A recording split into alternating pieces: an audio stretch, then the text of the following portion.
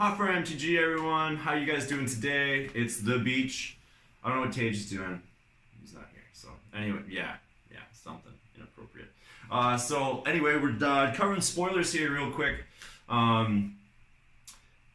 Anyway, so we're into blue now. Yeah, today we're doing blue. So again, several cards selected. We're gonna go through them real quick. No rhyme or reason on the ones I picked, other than I think that they're interesting or they're strong or whatever. But we're not going through everything. So let's get started. Brazen Borrower, the Mythic.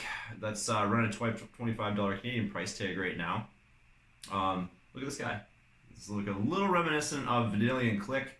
3/1, same casting stats.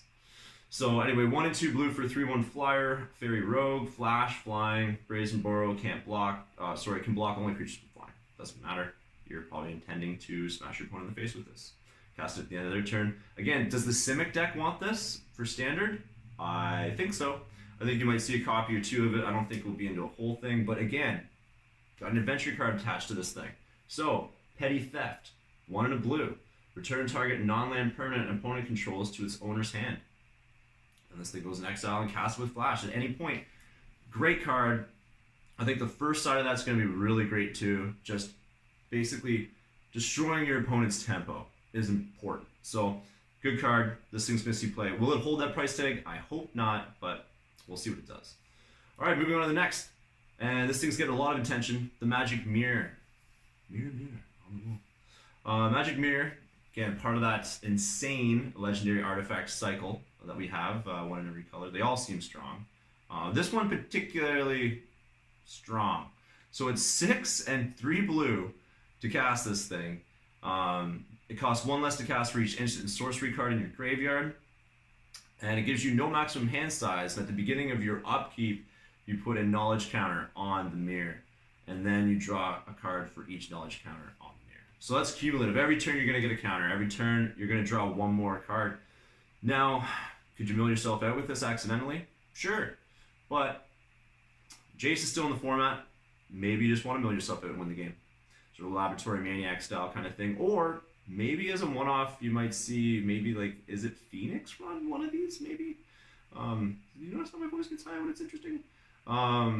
Might run one of these as well because they want to be casting multiple spells a turn, multiple cantrips, and if this thing's just drawing you a crap load of cards, well, the likelihood of you being able to cast, all these one-drop spells and things to get your Phoenixes back seems highly probable. And casting this for 3 in the Izzet Phoenix decks, if one copy, highly likely. Anyway, moving on. Next, we have Gatwick, the Wizened, part of the legendary creature cycle. X and 3 blue for a 3/3 human wizard. When Gatwick, the Wizened, anyway, meme, enters the battlefield, draw X cards. Whenever you cast a blue spell, tap target non-land permanent opponent controls. So that seems good. So this guy, you can cast him turn 3 for if you need a 3/3 blocker. Cast him, you need to pay X. Or you know what? Anything past that, he's just replacing himself. Or doubling, like you get 2 cards, 3 cards. So 5 mana, you get 2 cards and a 3/3. And then whenever you cast a blue spell, you start tapping down your opponent's guys. I think this card is being really underrated right now. He's like pre-order prices for him are like $250. I think this is going to be a good card. I forgot to mention too about the Magic Mirror that's going to be a control staple all day. So anyway, so moving on to the next, Fae of Wishes, 1 and a blue for a 1/4 fairy, flying obviously. Pay 1 and a blue, discard 2 cards, return Fae of Wishes to its owner's hand. 1/4 is a pretty stacked body on a 2-drop flyer. So this thing's going to block amazingly. And it also defends itself by you can just pick it back up. But again, you have another sorcery thing attached to this card. So we got Granted for 3 and a blue. We have May choose a non-creature card you own from outside the game and reveal it and put it in your hand. Now we've seen effects like this. We got Vivian. I think the new Vivian has an effect where you can go grab something out of your sideboard basically. Mastermind's Acquisition, which is rotating. So that was 2 and 2 black, so 4 to cast. That's the same. But this is a 3 and a blue, so this is a lot easier to cast. You don't have to. The mana constrictions. It's not like Cryptic Command mana, right? Like 1 and 3. Like, it's a lot easier to cast, even easier than Mastermind's Acquisition. It was seeing a little bit of play. I think this one is absolutely going to see some play. All right, moving on. We got, we'll do the last rare here. Now, the power level of the set seems a little low, but then you got cards like this. Truss Gargoyle, 1 and a blue for a 5/4 flyer. What? So you thought Steel Leaf Chanting was bad. Here we got it with flying for less mana. So now there are a couple little stipulations on this card. It can't attack unless defending player has 7 or more cards in their graveyard. So sure, that's not going to happen on turn 2. But hey, you're playing a deck that you're trying to either pseudo mill at your opponent or get a few of them off the top of their library, or even like turn 3, 4, 5. This thing's absolutely going to be able to swing. And then it also can't block unless you have 4 more cards in hand. Well, I don't know, maybe this seems like a nice blocker for control decks. Like against mono red or aggro builds. This thing's gonna be able to block all day. In the later game, then you can start swinging with it. Anyway, really interesting card. We're gonna have to see what happens with this one again. This one's only coming in at like a $3 price tag on pre-orders, and then also has tap. Each player puts the top card of their library in the graveyard. How relevant it is on this body, I don't know. So okay, moving on down to the uncommons.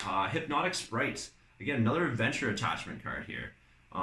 We got Mesmeric Glare is the adventure side. 2 and a blue for an instant. Counter target spell with converted mana cost 3 or less.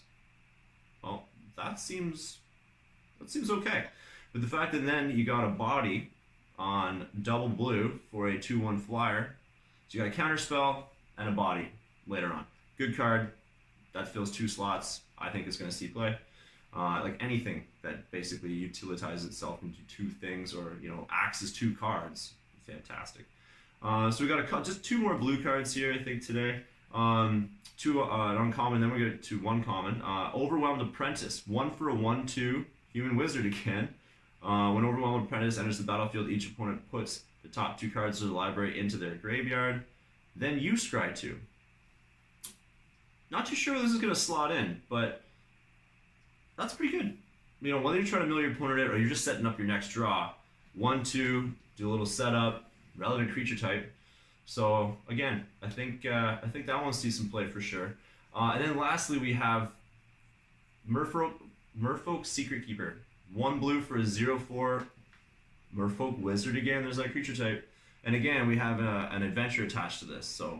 And it's Venture Deeper for 1 blue. Sorcery speed, target player puts the top 4 cards of their library into their graveyard. We were just talking about Truss Gargoyle can't attack unless they have 7. Here's your turn 1 play, then you play your Ventress, then mill them out with a wall, a Lost Thoughts or something, and now you're swinging with your Gargoyle on turn 3.